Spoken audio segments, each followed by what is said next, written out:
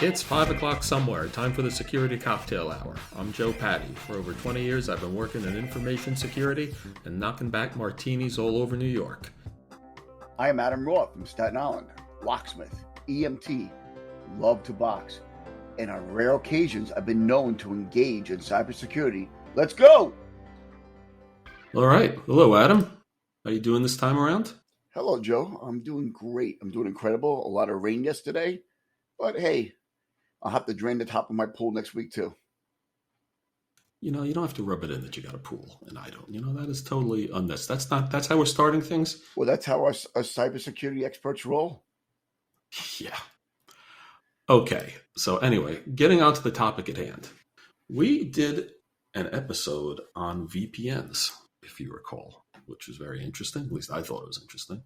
And you know, one of the things we talked about that was very important, we said, look, we're focusing on VPNs. We're talking about VPNs here, and they are a useful tool like many other things. But if you want to protect your privacy, your anonymity, your whatever on the internet, the VPN is just one tool that you need. You actually have to put together a whole package, a holistic look, and understand what you're doing. Wouldn't you agree? No. Well, let me No. let me add to that. Helpful. I've given this great thought. If you really want to remain anonymous, what you really need to do is dress up, go to a Best Buy store, use money all in cash while being in disguise, buying a laptop that's not registered to you, walk out, set it up, connect to somebody else's Wi-Fi. Don't be near any cameras and don't transmit any personal data using a browser that's already probably incognito while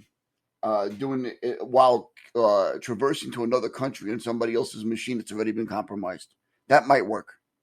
Might work. But yes, you could also sorry. You could also go to the cemetery or whatever and assume the identity of some infant who died 30 years ago, however old you are.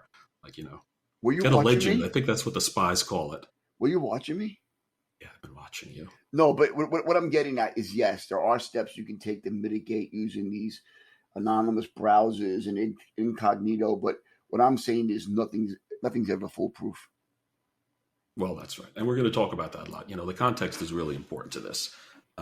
This episode is about giving yourself a level of protection and a level of comfort against scammers, marketers, overreaching and aggressive tech companies, big tech and otherwise, if you're concerned about that. And you probably should be. This is not going to be about protecting yourself, becoming a spy, protecting yourself from the high level, nation states or law enforcement or anything like that. That's a whole separate topic that we're going to deal with in an upcoming podcast. Nor do we advocate that you take any illegal steps to disguise yourself to do anything illegal. I mean, I understand there are times when you want to make an anonymous complaint or something, which is fine, but please don't use any of the information contained within this podcast to perform any illegal activity. Insert disclaimer here.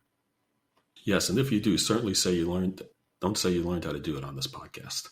But now what we're talking about here again is talking about controlling your own data, your identity, and protecting yourself from overreach by big tech with capital B and capital T and others. You may not realize it. In fact, you probably do. But everything you do on the internet, absolutely everything you do, every site you visit, every video you watch, every email you send, etc. Every breath you take. Every breath you take. I'll be watching you. I love that song. Yes. Don't sing it. I don't want a copyright strike. We talked about this. Sorry. But everything you do is being recorded, repackaged, resold, mixed up, and used to sell things to you, which you may not like. Very aggressive things like that, and potentially being used to manipulate you in ways that you might not anticipate and that you might not agree with. It's something called surveillance capitalism. Isn't that cool? Oh, it's really cool. It's like if I went to a site and I by mistake typed in, let's say, something that brought up, I don't know, let's say a porn site, and then later on I closed all my stuff and they opened up a browser again. And I went to go to Amazon, and embedded in the corner was an advertisement for adult toys. That wouldn't be good, right? Well, unless you really did want adult toys. But yes, well, it would also be bad if someone else used your machine and, you know, got to look at that.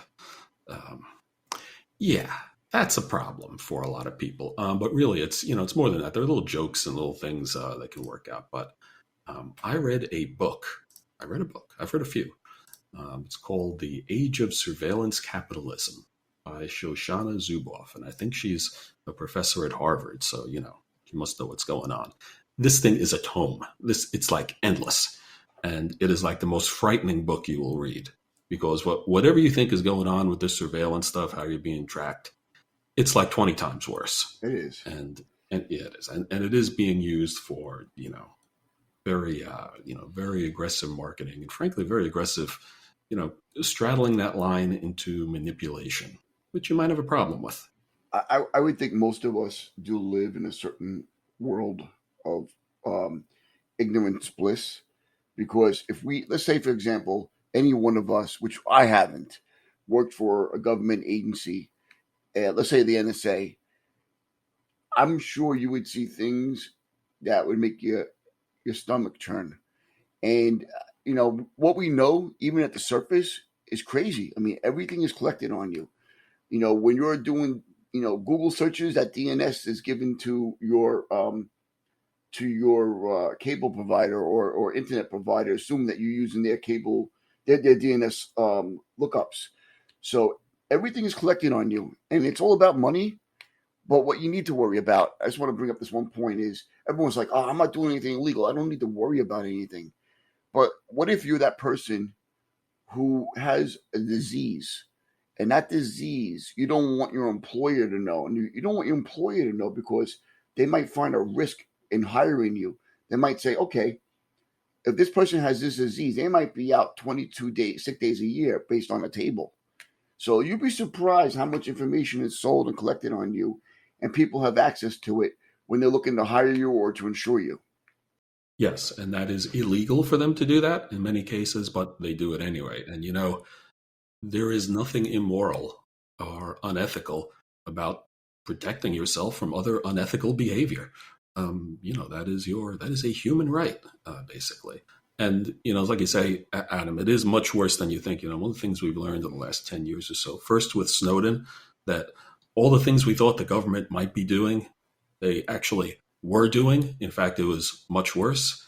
And recently, in the past few years, we've learned about the same thing from big tech and all this marketing and behavioral analysis and everything. Everything that you thought the tech industry might be doing, they're doing it 10, 20 times worse. I mean, it's unbelievable. If you just go and search for surveillance capitalism or read this very lengthy book or others like it or the Cliff Notes or have ChatGPT summarize it for you, if that's your thing. Yeah, there is quite a bit there, and it might give you some pause and think, you know what? I want to take some power back, and I want to control what people who I don't know, who have unknown motives, know about me. But that this is really an issue, right? I'm going to be the Debbie Downer, and I'm going to tell you, yeah, you could take steps, but I have my cell phone sitting right next to me on my desk. My cell phone's listening to everything I do. When I'm going to the bathroom, whatever sounds I'm making are being recorded. You know, so while they'll take, I can guarantee you, I'm not listening to that. I actually sent you the recording, but anyway, Oh, in all seriousness, what I'm getting at, yes, take steps, absolutely take steps to mitigate. But at the end of the day, unless you're living under a rock without a cell phone, and there are cell phones out there that supposedly don't capture your data. But guess what? When you're connected to when you're connected to your provider like Verizon or AT&T, they know where you are. They know how fast you're traveling. They know everything about you. But your phone whether it's an Apple flavor or iOS flavor, Apple or Google, or maybe another brand, it's still capturing a lot of data about you. So yes, you can take some steps with your browser and you can protect yourself, but just keep in mind there's no way to completely isolate yourself unless you get a gas powered generator, live on an island, and bring water there. So Well, that's it. If you're going to live in this modern world of ours, like it or not, you're going to have to accept certain things and you have to live your life. Um, but what we'd like you to do here is understand better what's going on, know what things you can do to ease it a bit, and you can make some decisions for yourself. And you will also find that one of the really important points is that there are a lot of things you say, oh, it's so easy to do this. They made it convenient. They made it easy for you and stuff. They've given me something for free. Believe me, they're not doing it out of the goodness of their hearts. They're doing it so they can collect more data, tie things to you, and and sell that, and sell what they've learned about you. I mean, there are a lot of philosophical arguments about this, but at the end of the day, too, it is just kind of, to most people, creepy and uncomfortable. And I think that's a normal human sentiment.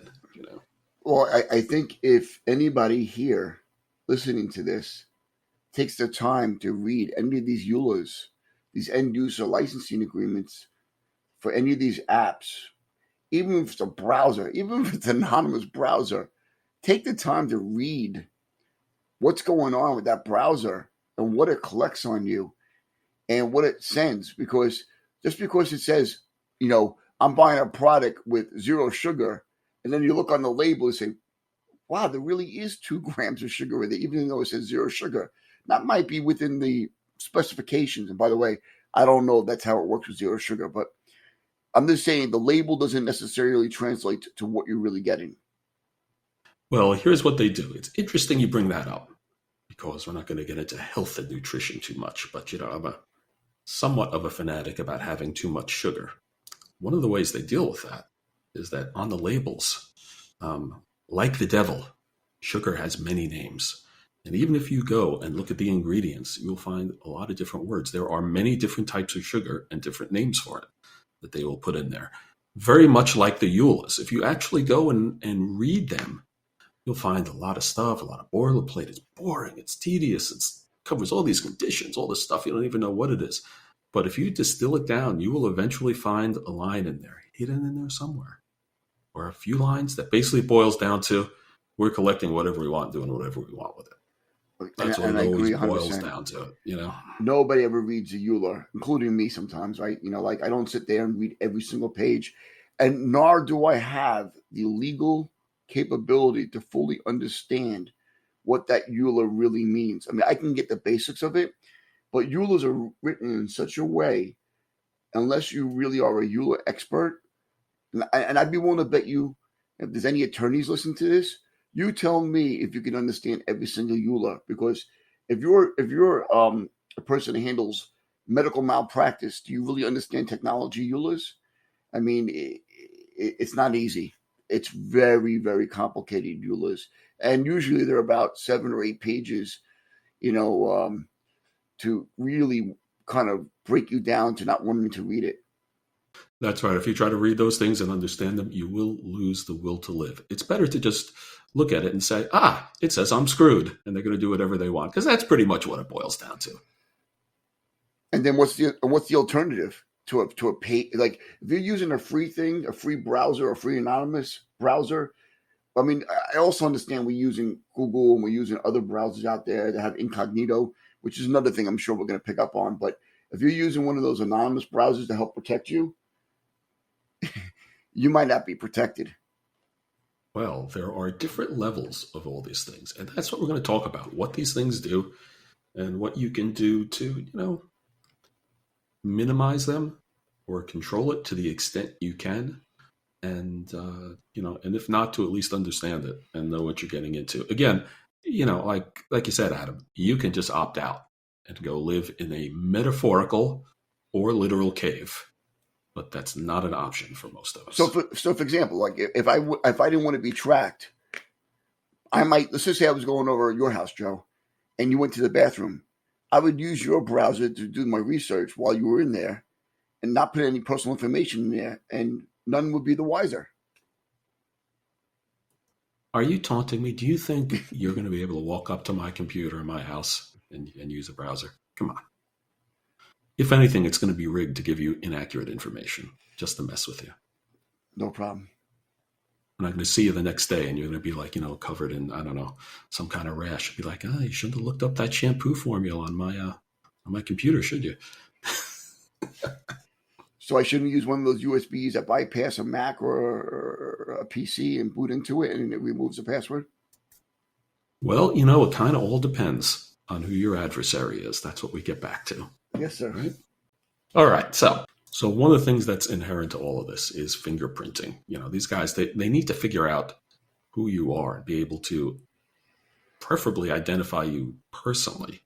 Not literal fingerprints, by the way. Surprisingly, yes, not literal.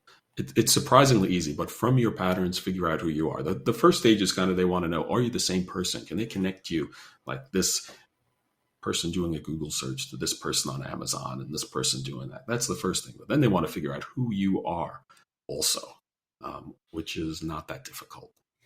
So what do? They use a number of different things. And this is not new, but let's run through it.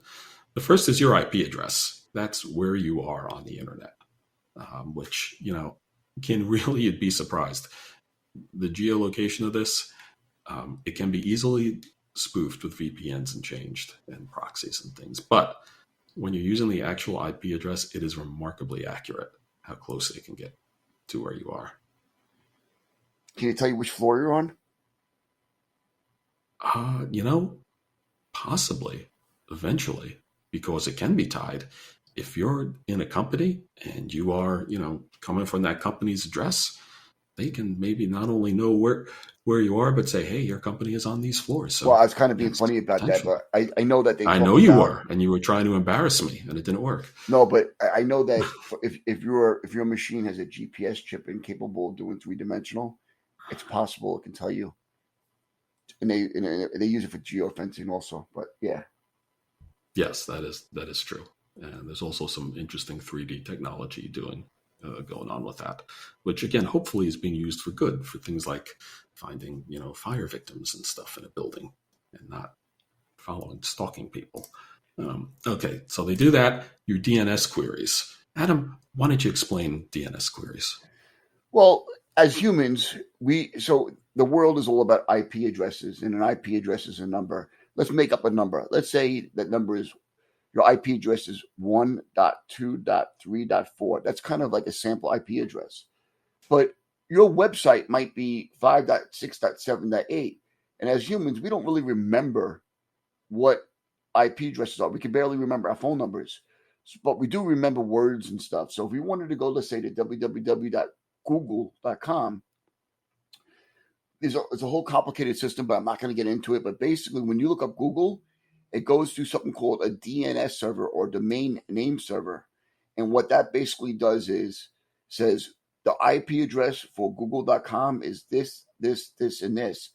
And that will direct you to that website. Kind of like if I said, I want to call Dad. Dad would translate on my phone maybe to his real phone number and call him. So that's what a DNS or domain name service lookup is. Is that a good answer? That's a great answer. And that's very interesting, because that is extremely valuable data, because, it's like Adam said, it's like a phone number lookup.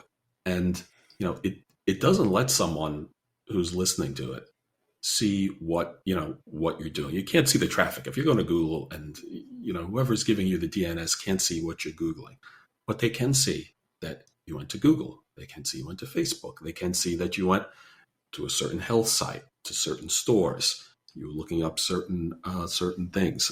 So that alone can give a lot of and build information. A profile. Right, builds up a profile of you and of your traffic, and who gets your DNS queries. With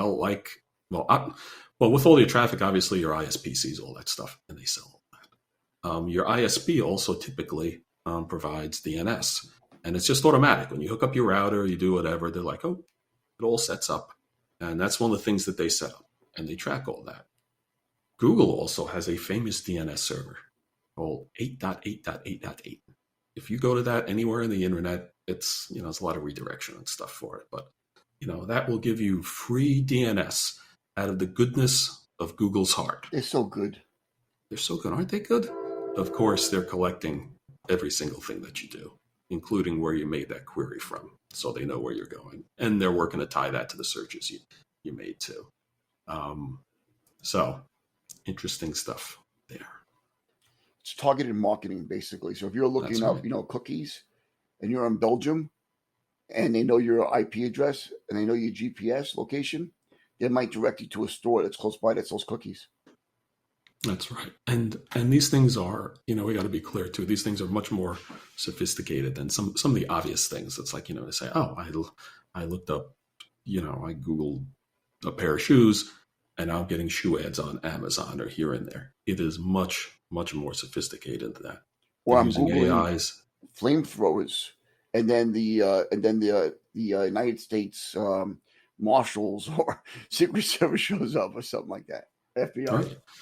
Yeah, but also, they have a much higher level of sophistication using predictive AIs, behavioral algorithms, and things like that, where they can say, hey, someone in this area who's looking up this is also interested in this and interested in this. And that's where a lot of the creepiness that you find, like, how do they know I'm interested in this?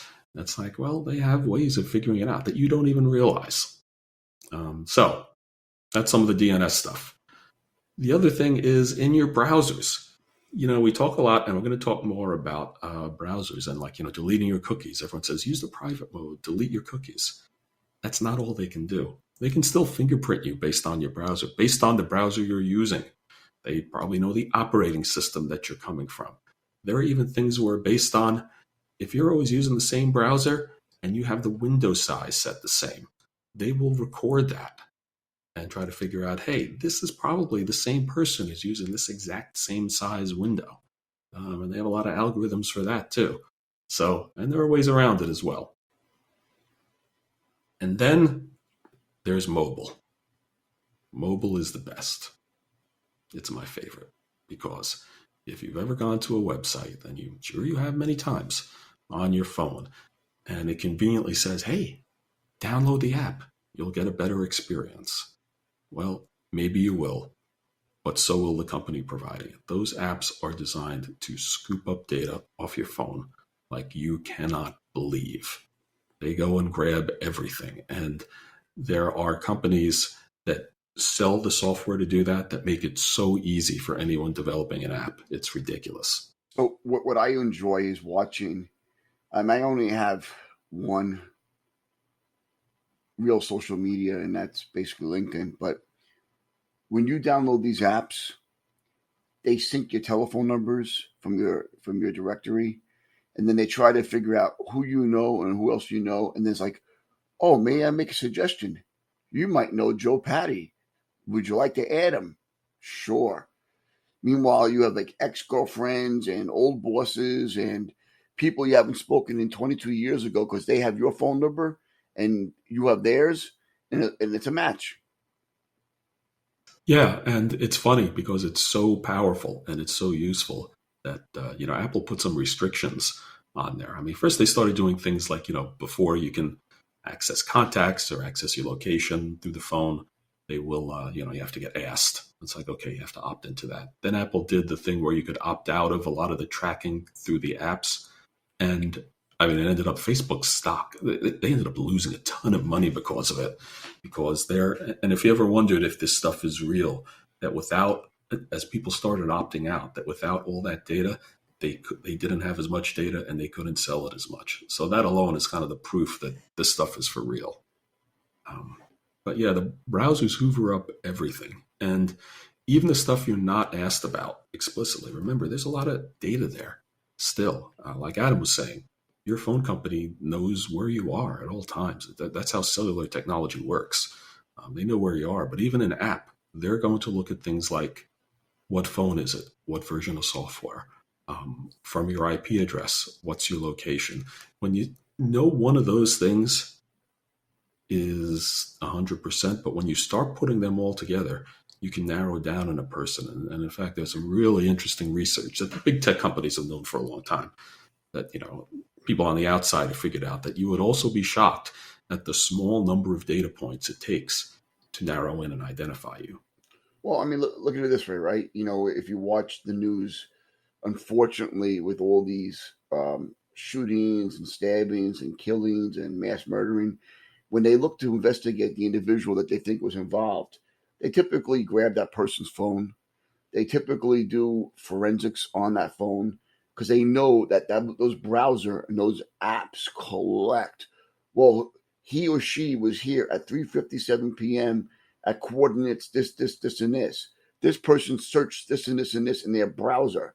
This person purchased this and this, possibly from this, because your app would store that information directly on your phone. So while your data is encrypted from endpoint to the server, they might be able just to get that data or subpoena it directly from the organizations that they're looking for that data. So your phone, it used to be that like your phone was all about calling, but a lot of law enforcement agencies recognize that your phone has a lot of valuable and personal data on you, and it becomes an issue when it's admissible in court sometimes as well.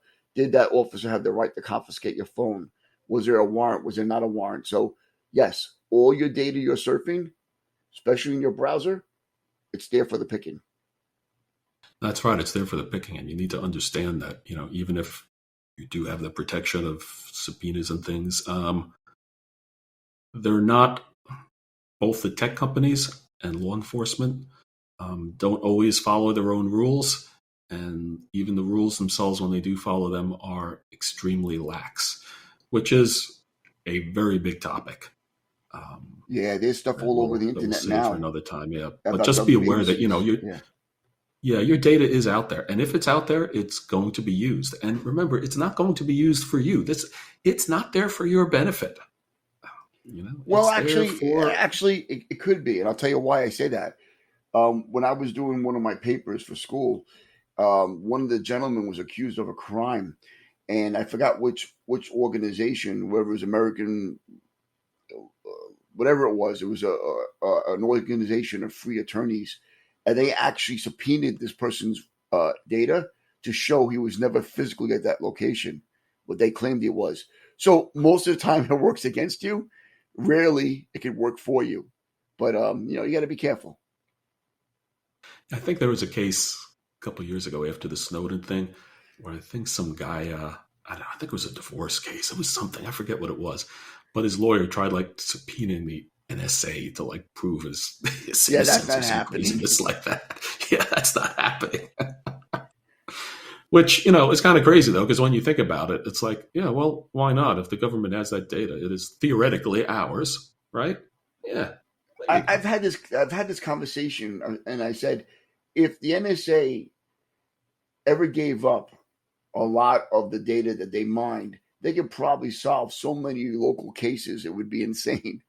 But they don't do that, and they have to have an anonymity in order to do what they do at the level they need to do it. Because once people start realizing what is out there, and and if one case has a precedence where they're getting that data, it changes things. Okay. Well, let's get a little. We'll serious. Divulge a bit. Yes. Let's divert a bit into civil rights. All this data out there is tempting. It is something that is powerful, and it is and can benefit you. You're right. It can benefit you when used correctly. It's supposed to benefit us, and it theoretically is no harm to anyone. However, there is the potential for abuse with a lot of it. It's that powerful, both by private entities, by companies, and by the government. And there have been plenty of instances of that. You don't have to knock yourself out searching for those kinds of things. It is very prevalent, and it's not about if you have nothing to hide, don't worry about it. It's like, well, you know what? I do have a lot to hide. I have a lot to hide from people who might use my information to hurt me, and there's nothing wrong with that. Nothing that says you have to make it easy for bad intentioned people to harm you. And that's interesting too, right? At the end of the day, when an organization, while an organization might be non-malicious, the agent acting for that organization might have their own ideas. And what do I mean by that is this, and I know this is not specifically about browsers. You can walk into a store, give your credit card information to somebody in order to buy something or do a credit card lookup. And I know that these days it's a little bit more secure, but not always. That person takes your credit card information and starts buying new shoes for their kids. So it's the same thing with your browser. You go to There's a great what? there's a great Dilbert cartoon. I think it's from like the early or mid '90s, from like the early days of the commercial internet. I remember it, where Dilbert is out on a date and he's saying to his date, he goes, "Oh, I would never buy anything on the internet. It's too unsafe. You'll get robbed." And as he's having this conversation, he hands his credit card to the waitress, and the waitress comes back wearing a fur coat. So Yeah. And that applies to so many things. You're right. You're talking about trust in the organization, but also trust in the individuals. And, does that place you're giving the data to have good controls? Do they have trustworthy people? Are they selling it and giving it away? And what are they doing it? Who are they giving it to? Let's say you have a laptop. It doesn't matter what flavor, and you do a lot of browsing. You lose your laptop, and that password is like capital PASSWORD 1234. Somebody finds your laptop. They have all your browsing history. They have everything. They can find a lot of data on you. You might even have your passwords cached. You don't know. So the point I'm making is, just because you have nothing to hide doesn't mean you have nothing to lose. Wow. Dude, we got to trademark that. All right. That's excellent. Hold on. Let me go on the website, trademark it right now. Please don't tell me you scarfed that off someone else. No, I didn't. That was really good. Okay. All right. So we've had a lot of doom and gloom here on how terrible things are. Let's talk a little bit about understanding some more of the details and maybe what you can do about it, or at least give you the ability to make some choices. Because a lot of this is really not about completely preventing everything if you want to live your life, but understanding your risk and making some choices. And even making some choices with, specific companies or specific things. You might say with some of them, I'm just not comfortable with this, or I just don't like it, or I'm going to be a little more careful with what I do for them. So, Joe, tell me, what does an incognito browser do? An incognito browser, I like this quizzing each other. Okay, what an incognito browser will do is it's usually a mode in the browser that brings up a separate window, and they call it private browsing or incognito or whatever it is. And what it does is it says it will, while you're browsing, it will not save any history and it will not save any cookies, which is nice. So you go somewhere, you're like, okay, when I go to this site, then they're not going to remember me. I can do whatever I want and I won't leave a trace. Well, I think we've already learned that that's only a piece of it. That's one part. So what do they still know there? Well, they still know your IP address that you came from. If you're using a VPN, that could help to trip them up a bit, so maybe you can't be tied to something. Whoever you did the DNS query to, they'll know you're going there. So you have that. Your ISP knows you're going there, at the very least. Again, unless you're using a VPN. But also, they're going to use all those fingerprinting techniques we're talking about.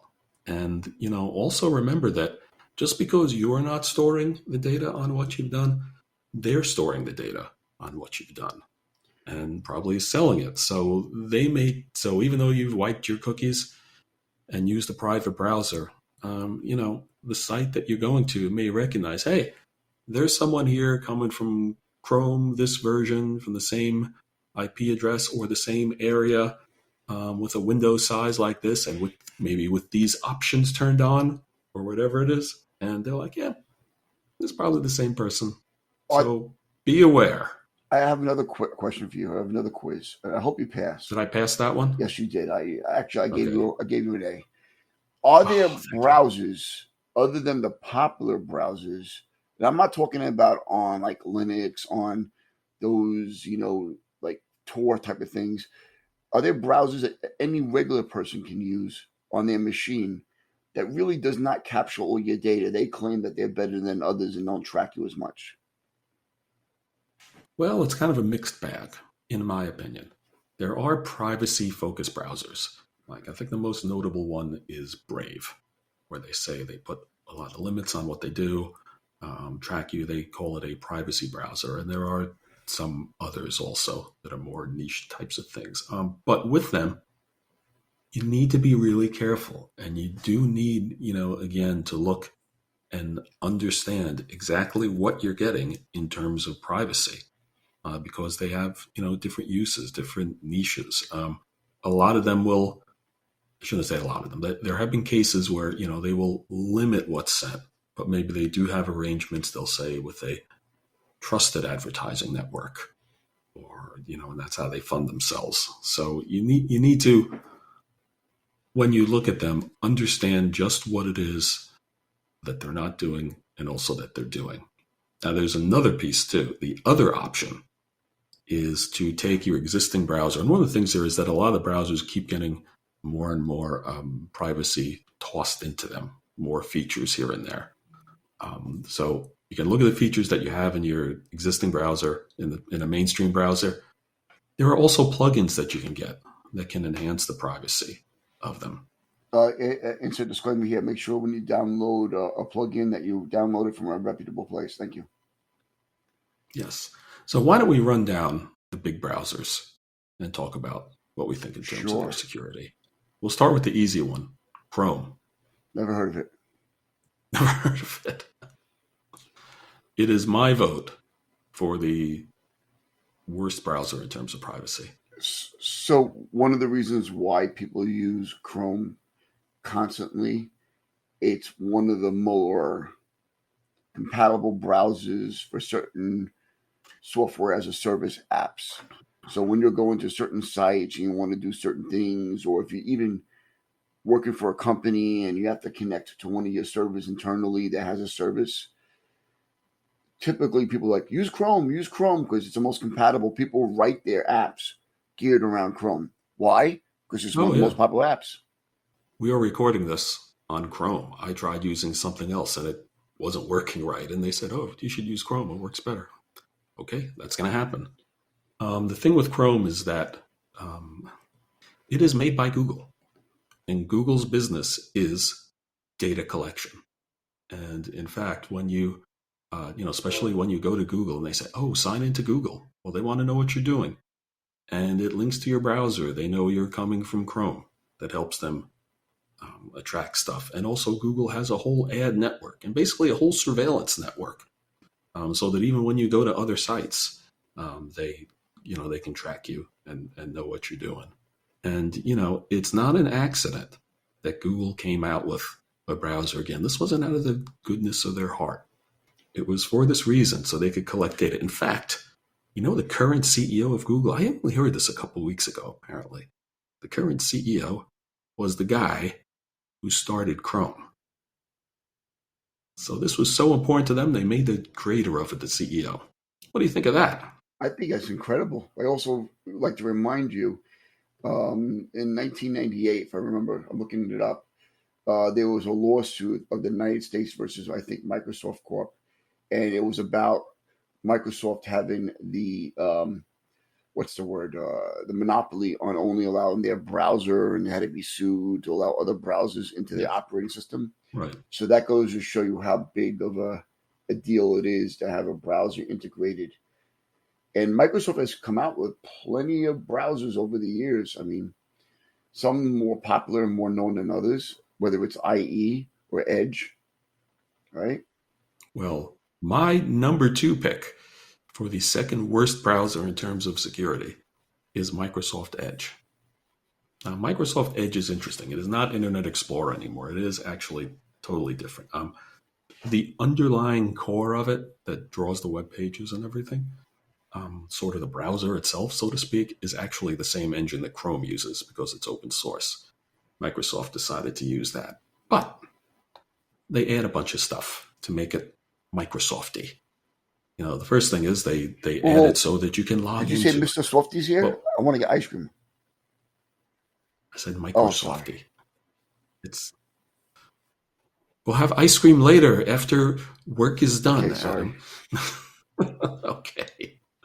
But no, Microsoft has added a lot of stuff to Edge to, extend its functionality and give you a good experience, including logging into Microsoft, to Office, to Azure, whatever you call it. And just like Google, it's nice and integrated and everything works very well and it's optimized for them. It's also optimized for all their services and their tracking and their ad networks and all that sort of thing.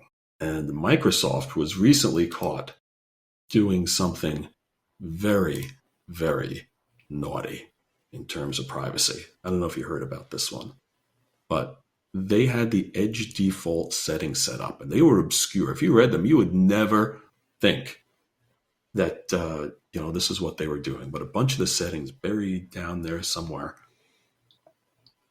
would by default send Microsoft every URL you were visiting when you Very used nice. Edge. So very Can I nice. test you? Can I ask you a question? Very nice.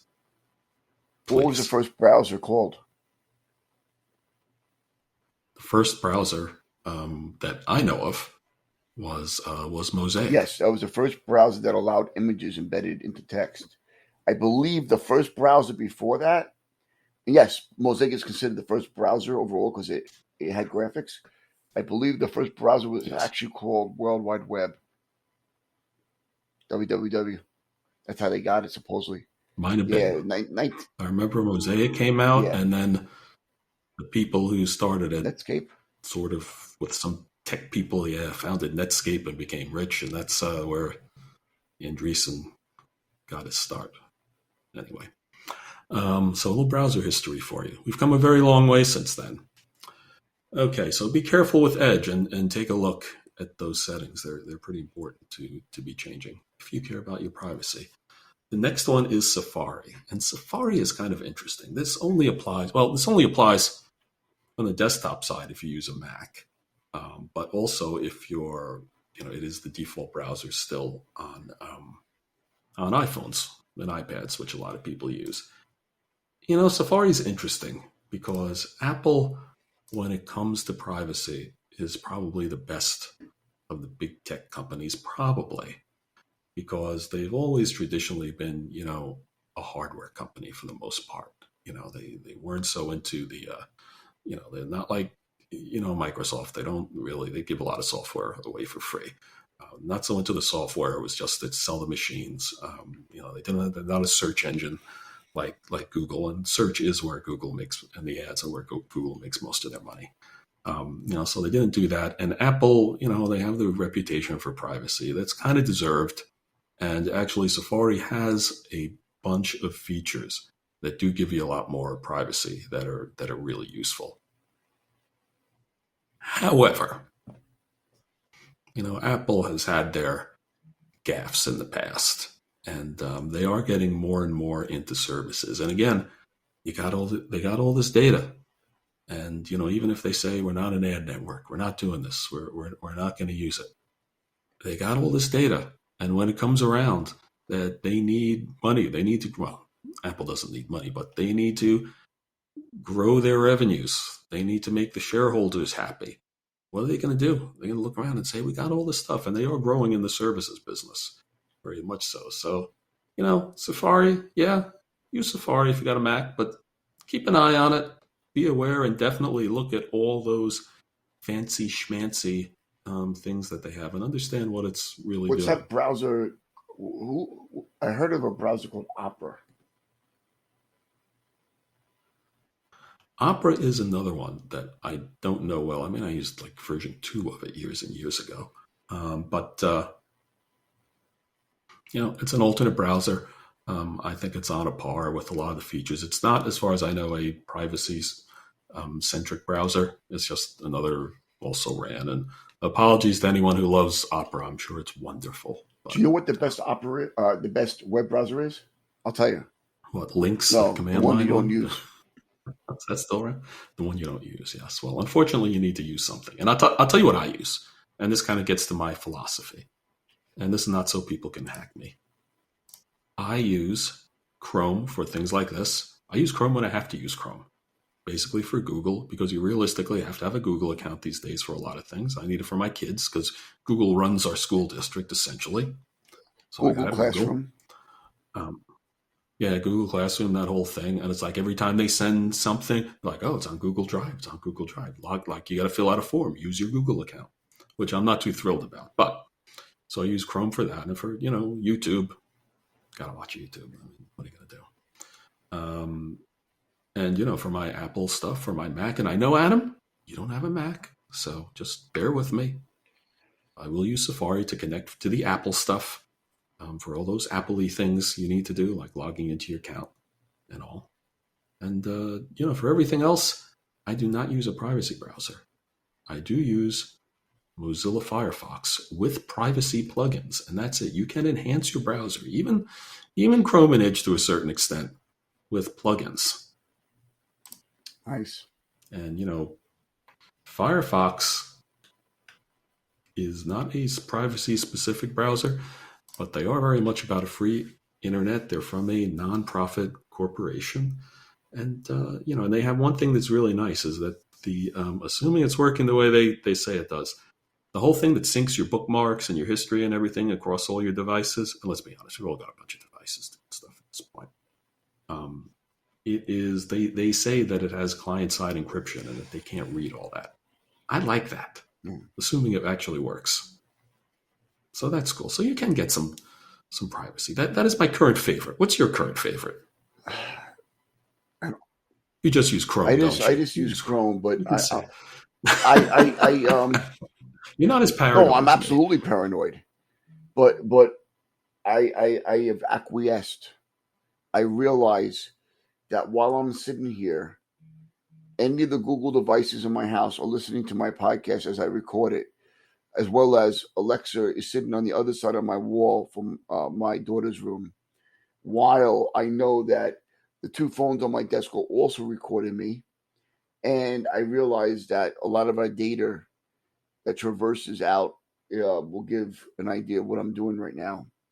But I wanted to ask you? Let me ask you this.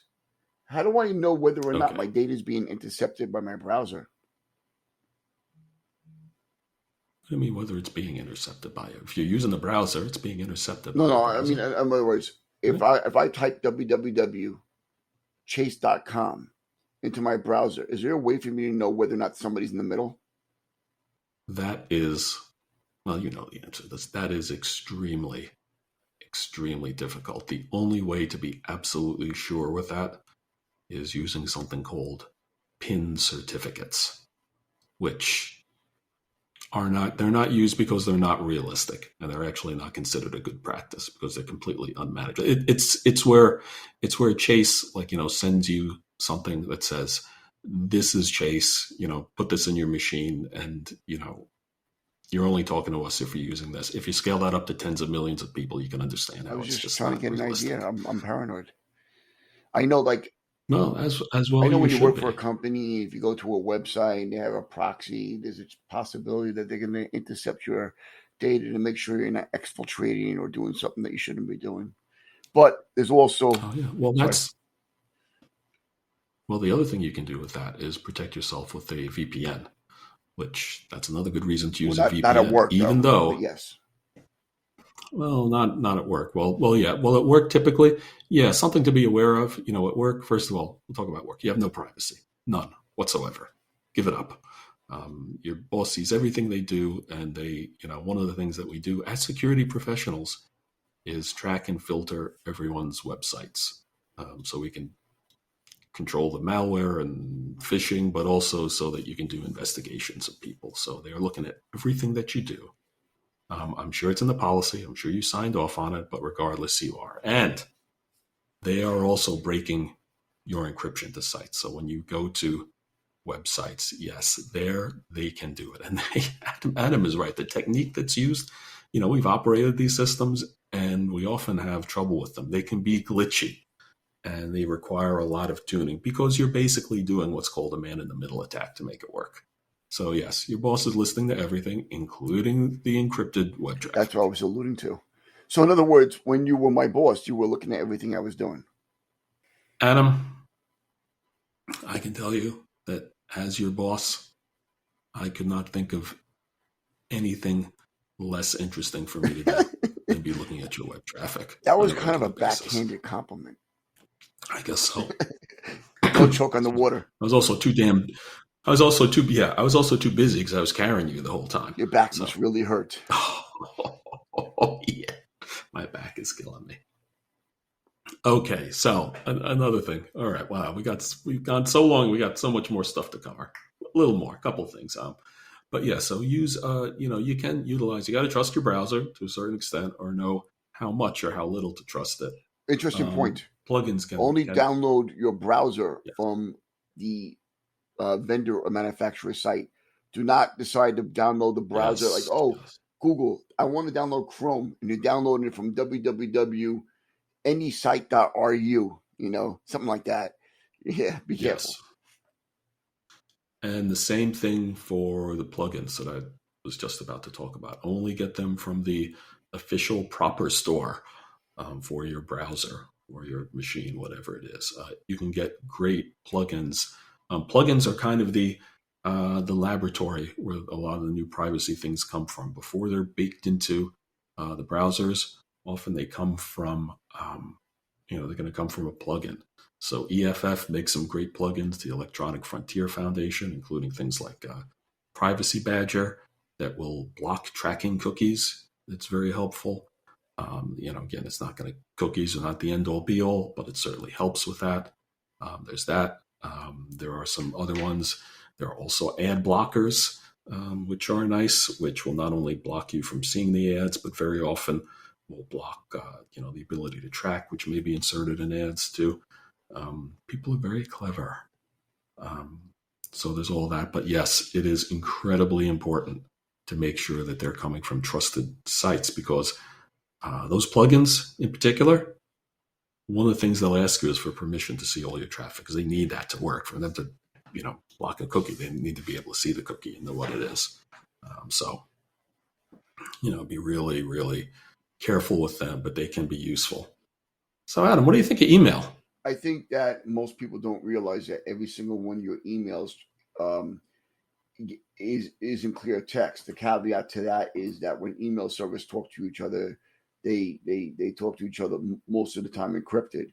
But what I'm getting at is if that your email is sitting on a server and that server gets compromised, all those emails are available for you to see. Or if your email is being transmitted to a server where there's no encryption between the two servers, then your email's also being transmitted in clear text. That's right. Email is not secure. Email is, unless you're using a very special version that we're not going to talk about here, email is never secure. Don't put anything sensitive in it and don't put anything in it that you don't want the world to read. And especially your email provider. Here's one of the other fun things. I don't know if they still do it, but Gmail at one point was like reading your email to serve you ads, right? You say, hey, I'm Well, looking to buy something like that. You suddenly get that ads goes with for every it. single one of their products, I believe, including their Google Voice numbers. They're not giving you a Google Voice number because they're great people. What they do is they have bots or whatever listen to your conversations, and they can also solicit ads to you and other things based on that. They could. Yeah, the other thing in email is watch out for the email that you get. There are also often, the graphics, tracking Oh my yeah. pixels, all that kind of stuff. Basically, when people are sending you mail very often, it's not really just plain text. It's really HTML. It's essentially a web page. And all the things they can do in web pages to track you can be done in an email also. There are a lot of email clients that are very good to use. I mean, the regular one on the Mac that I use will do things like not load images or say block remote content. That's what that means. It means it's going to show you just the text and not everything else. There are some other nice things like where if you're using the web-based email, which it sounds kind of anachronistic, kind of old school to use web-based email, but you know what? That can some of the email readers that they have will do things like proxy those connections or apply some tracking protection to those connections so you can read things So safely. yeah, So I was going to say so to give you a quick 30-second overview. to the audience. If somebody sends you something called a 1x1 hidden pixel, that pixel that you don't even see it in your email. It's completely not visible to the naked eye. If you're rendering HTML or pictures, if I sent you that 1x1 pixel and I had a way of rendering to a server that pixel, like I put an IP address in there or URL, I now have your IP address. And if I put your IP address into one of those geo trackers, I could probably figure out to what block you are, providing that your IP address or location is not obfuscated by your ISP. So what Joe was alluding to earlier is if I have Joe's IP, I might know what block he lives on, depending on how accurate his ISP is. So be careful. Right. And they can get that by sending you an email, not just by getting you to go to a web page. Another thing that's really useful you might want to use are burner email addresses, where you get a temporary email address that's some god awful thing at something.com. When basically you don't want to give away your real email. It may sound kind of dodgy and kind of, spy or whatever, but, it does have some uses because, sometimes, you want to communicate with someone and say you send it to them and, you're having having an interaction. I sound so corporate, you need to send something, you got a question, you want to do something. I love doing this with used car dealers. You know what? I want to talk to the guy. I really don't want to give him my phone number, and I really don't want to be getting email from him for the rest of my life. You And just want to have a that's exactly conversation. right. It doesn't have to be so nefarious. And I'll give you a comparison or analogy. When you go online to buy things, a lot of your credit card companies allow you to give you a burner credit card number. It's a one-time use. Those are Yeah. great. And it's not nefarious. You're not doing anything illegal. What you're doing is you're saying, I'm using this one-time credit card number, a virtual number, to purchase something. So God forbid if that ever gets leaked out, one, it's no longer useful, or two, if it is also a functioning number until you kill it, you'll know who leaked it. And it's very similar to what Joe was saying. You go to an event, they say, "Can we have your email address?" You might use a certain email address for non-important things like functions. Whereas when you're doing your banking or dealing with family, you might want to have a different email address. There are people who have 4, 5, 6 email addresses, and you can even sometimes send it to the same account. So it's not nefarious. It's just a way of making sure that, God forbid, you don't need to keep a relationship with that individual. You no longer have to keep it. So it's not as bad as it sounds. Yeah, that's right. Because like I say, you want to get a quote on a car, you want to look into something. That doesn't necessarily. I'll put it this way: if you want to have an interaction like that, you want to do a little business, you want to do something. I don't think you're morally obligated to give that person the right to bomb you with an AI or their auto mailer or basically sell to you for the rest of your life.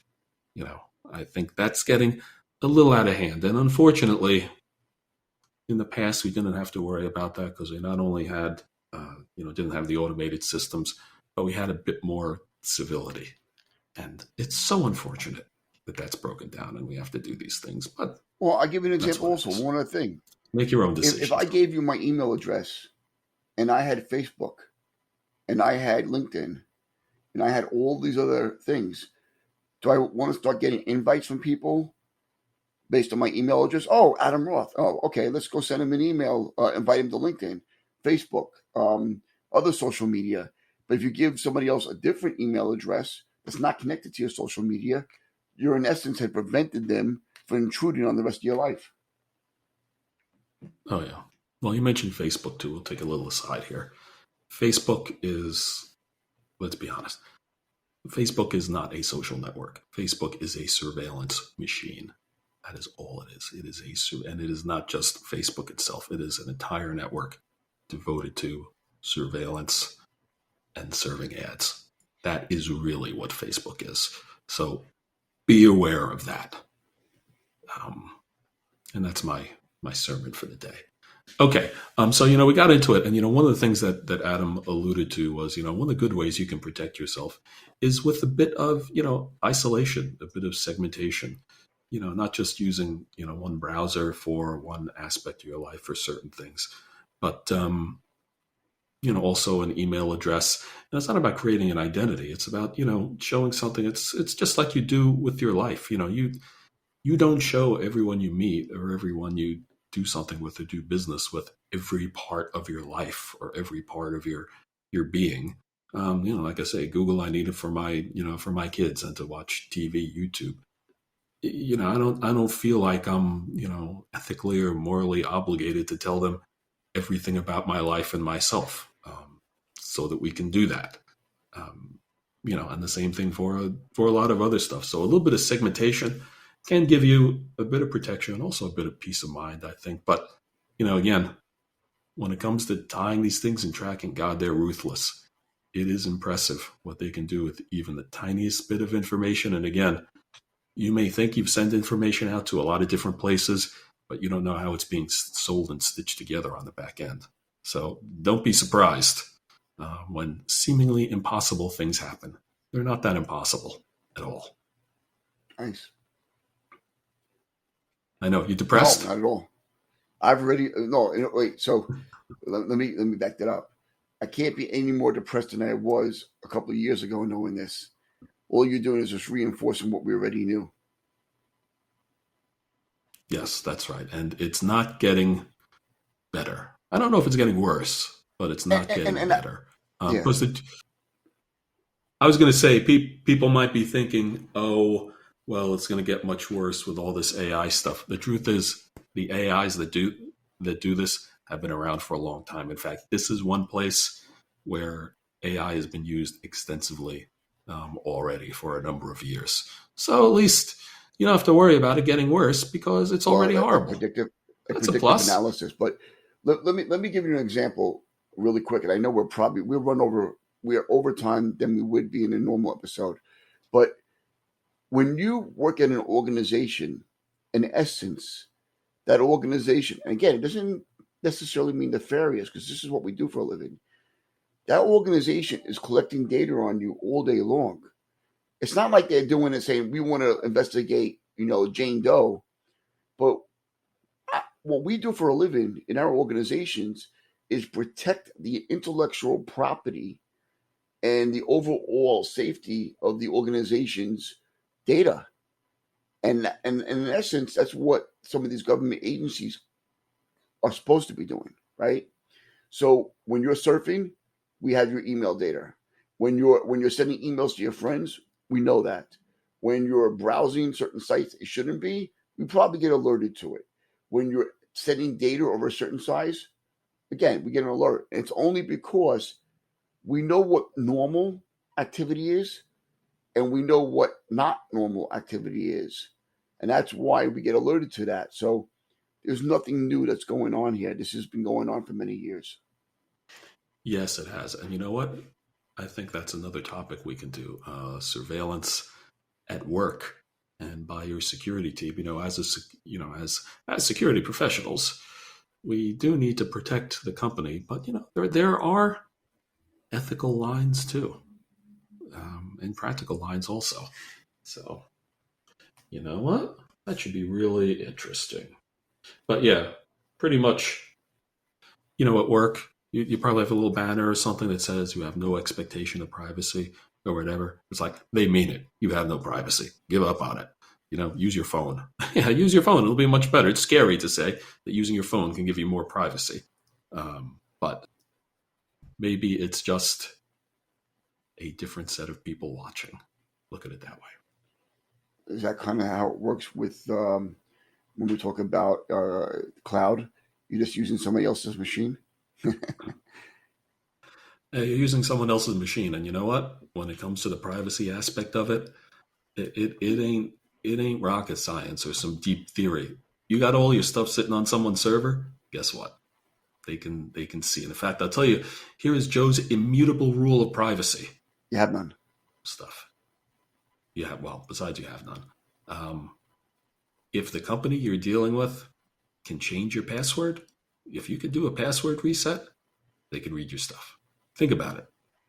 And there's a lot of Well, I don't cryptography know any and stuff companies that behind it, can't but do just that. thinking I about mean, it, the difference is, if they can change your password, yeah, they can I'm get going to to it. say to you, every company can change your password. The question, the main thing to remember is most likely they don't have your current password. That's the difference. Possibly. But sometimes they can change it and then change it back. That's But true. the point is things are not always as tough as you think. Understand what's being offered. And there are some services that we can talk about at some point. Really, when they say if you lose your password or you lose this key, we can't recover this stuff. We really mean it. Well, then you got a possibility that it's actually true if they're telling the truth and if they've done a good job. So we are not ending on such a high note. This is kind of depressing. Joe, if I can make a recommendation to you as soon as you're done with this episode, as long Please. as I will as well, we'll just have a couple of drinks. This is one of those security Well, podcasts you need a drink for, right? This is the security cocktail hour. So, we say you might need a drink for this. So you're right. Yeah. All right. Please do a couple of shots. Maybe we'll put in the description. You might want to be drinking while you I'm going to order a keg. watch this. Order a keg. Okay. It's just not going on the expense account. That's Understood. all you. All right. Okay. Then that, I suppose, well, you know what? For once, I usually say that brings us to last call. But after this, I recommend you That's not at fine the with last me. call. That you just keep going on. Do shots till Yes, you sir. pass out. It's cool. No. This is important because whether you realize it or not, this is affecting your life, and it is important to understand these things. And if you're not comfortable with some of them, do what you can within the limitations that you have, and make The some one thing I decisions. will add is please send us feedback. Did you not like what we said? Did we scare you? Did you already know this? Is there more that you want to know? Whatever feedback you can provide, we're looking forward to seeing your emails so we can follow up on this. Thank you. That's right. And besides feedback, we can also help you with your security or privacy challenges. If you'd like, reach out to us at feedback@securitycocktailhour.com. And we're available for speaking engagements, clown shows, magic shows. Bar mitzvahs. Whatever I do bar else. mitzvahs. Bar mitzvahs and bat mitzvahs. I'm actually going to go take a class on being a moil, but I haven't done it yet. Well, you know what, Adam? If you do that, you're going to have to handle that job yourself. That one I'll leave to you. Sure. Okay. All right. Bye-bye. Thanks, everyone. We're done. Take care.